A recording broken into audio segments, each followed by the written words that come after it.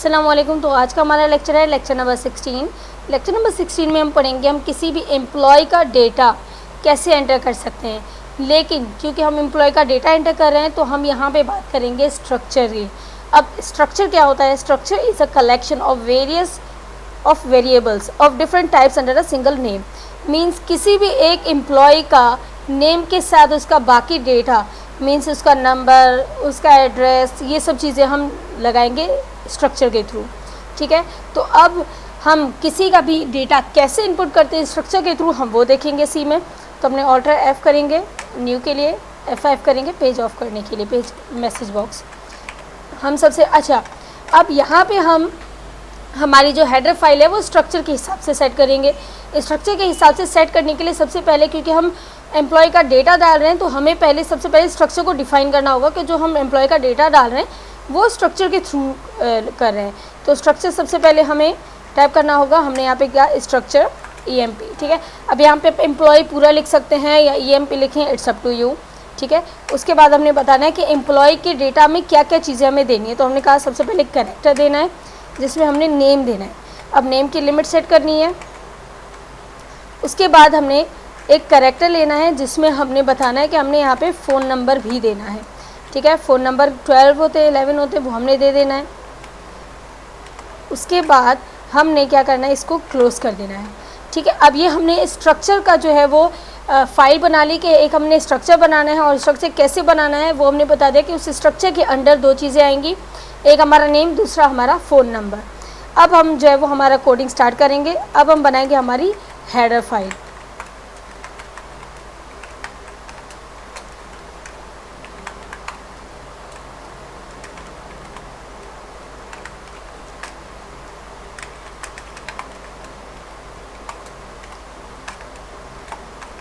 ठीक है, तो अब हमने क्योंकि स्ट्रक्चर डिफाइन कर लिया कि स्ट्रक्चर में हमें दो चीज़ें चाहिए, एक होगा नेम और दूसरा होगा हमारे पास फ़ोन नंबर।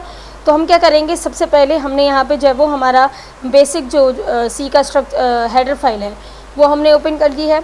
बाकी सब की जगह तरह यहाँ पे भी, अब यहाँ पे हम एम्प्लॉय या फिर यहाँ पे हम इंटीजर या फिर कैरेक्टर नहीं लिखेंगे क्योंकि हम स्ट्रक्चर लिख रहे हैं। तो हम स्ट्रक्चर का ही हेडर फाइल बनाएंगे, जो हमने ऊपर बनाई है उसी को हम नीचे यहाँ पे रखेंगे कि स्ट्रक्चर जो है वो मेरा EMP है। तो इसको हम जैसे इंटीजर ABC सेट कर देते, इसी तरह स्ट्रक्चर EMP को हम कोई नाम सेट कर देंगे। फॉर एग्जांपल E1 यानी एम्प्लॉय 1 मैं सेट कर देती हूँ, आप कुछ भी सेट कर सकते हैं। ठीक है, इसी तरह फिर मैं यहाँ पे क्लियर स्क्रीन कर दूँगी।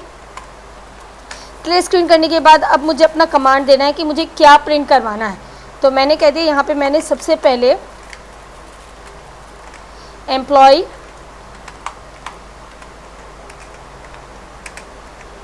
नेम। ठीक है, मैंने यहाँ कह दिया कि सबसे पहले एम्प्लॉय का नेम मैंने प्रिंट करवा देना है। उसके बाद अब क्योंकि एम्प्लॉय का नेम मैं यहाँ पे नहीं दे रही, एम्प्लॉय का नेम मैं चाहती हूँ कि मैं आउटपुट स्क्रीन पे टाइप करूँ, तो उसके लिए हमने दो फंक्शंस पढ़े थे, एक था गेट फंक्शन और एक था स्कैनफ फंक्शन। तो हम यहाँ पे यूज़ करेंगे इस जो है वो गेट फंक्शन। गेट फंक्शन क्यों यूज़ करेंगे? क्योंकि गेट फंक्शन के थ्रू आप स्पेस भी यूज़ कर सकते हो। तो मैं चाहती हूँ कि मैं प्रॉपर काम करूँ, इसलिए मैंने यहाँ पे जो है वो गेट्स का फंक्शन यूज़ किया है। अब गेट्स में मुझे बताना है कि जो मैंने प्रिंट करवाना है वो मेरा एम्प्लॉय 1 डॉट नेम है, यानी एम्प्लॉय 1 का नाम है। ठीक है, अब नेम्स कितने, वो 50 की लिमिट हमने ऊपर सेट की हुई है। ठीक है, उसके बाद मैंने बताना है कि मुझे अब एम्प्लॉय का नंबर भी चाहिए। तो मैं यहाँ पे लिख दूँगी printf /n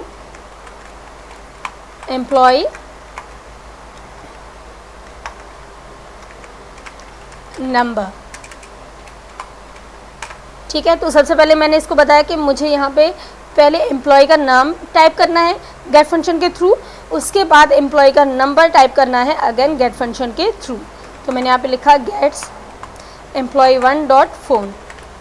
ठीक है, अब क्योंकि मैंने फ़ोन की जो लिमिट सेट की वो 11 नंबर्स था, तो 11 से ज़्यादा ये नहीं टाइप करेगा। ठीक है, तो ये हमने दे दिया इसको कि जो है वो इसकी लिमिट 11 है। अब मैंने इसको अब ये मैं बताऊँगी कि इसको जो मैंने दिया है वो मुझे रिपीट करके बताया कि मैंने ये जो है वो दे दिया है। तो मैंने सबसे पहले पुट, यानी बाद में जो हमें देगा वो हमें देगा कि सबसे पहले एम्प्लॉय का नेम देगा जो हमने पुट किया होगा वो।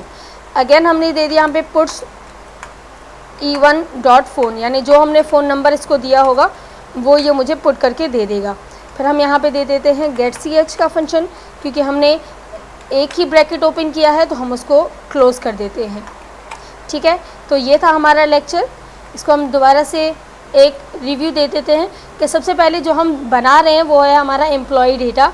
एम्प्लॉय डेटा हम बना रहे हैं स्ट्रक्चर के अंडर। अब स्ट्रक्चर क्या होता है, किसी भी एक इंसान का कंप्लीट डेटा, उसके नाम के साथ उसका फ़ोन नंबर, डेजिग्नेशन, ये सब चीज़ें, ठीक है। जिस तरह मैंने यहाँ पे एम्प्लॉय नेम और नंबर दिया, इसी तरह आप 2-2 लाइन्स ऐड करके उसका जो है वो एड्रेस और ये सब चीज़ें भी दे सकते हैं, ठीक है। तो मैंने सबसे पहले बताया कि मैं स्ट्रक्चर बना रही हूँ। अब स्ट्रक्चर क्या बना रही हूँ, स्ट्रक्चर में मैंने यहाँ पे 2 चीज़ें दे दी। एक मैं बनाऊँगी नेम, 50 नंबर की अल्फ़ाबेट्स की मैंने लिमिट सेट कर दी। उसके बाद मैं दूँगी फ़ोन नंबर, जिसका मैंने 11 नंबर्स की जब वो लिमिट सेट कर दी है। अब ये मेरा हो गया। उसके बाद मैं बनाऊँगी मेरी सी की जो है वो हेडर फाइल। सी की हेडर फाइल बनाने के बाद अब मैं यहाँ पे ना ही इंटीजर यूज़ करूँगी और ना ही कैरेक्टर।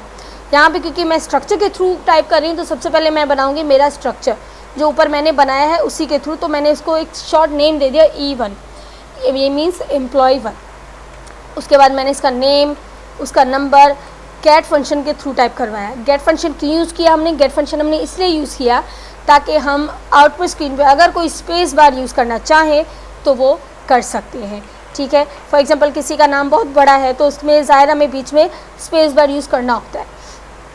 उसके बाद हमने इसको नंबर दे दिया। उसके बाद हमने इसको बताया कि वो दोनों चीज़ें जो हमने आपको दी हैं वो हमें अगेन बताओ कि ये आपने जो है वो टाइप की है, ठीक है। तो अब सबसे पहले F2 करके इसको सेव करेंगे।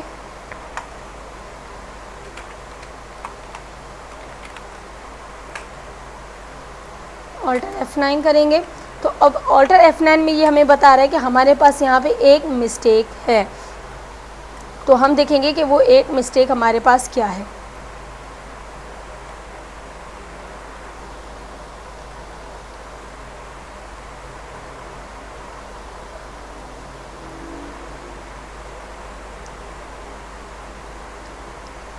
ठीक है, तो हम हमारा मैसेज बॉक्स सेट कर देते हैं।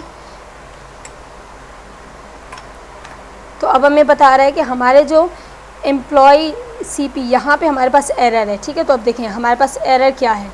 एरर ये है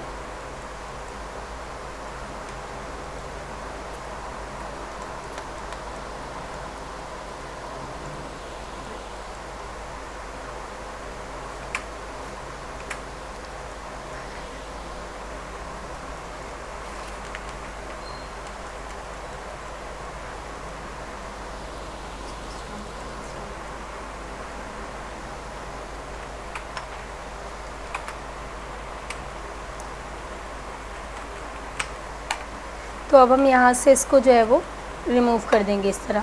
तो अब जब हम ऑल्टर F9 करेंगे तो यहाँ पे कोई भी एरर या वार्निंग नहीं है। तो अब हम कंट्रोल F9 से इसको जो है वो रिज़ल्ट देखेंगे। तो ये हमें बताएगा एम्प्लॉय का नेम लिखें।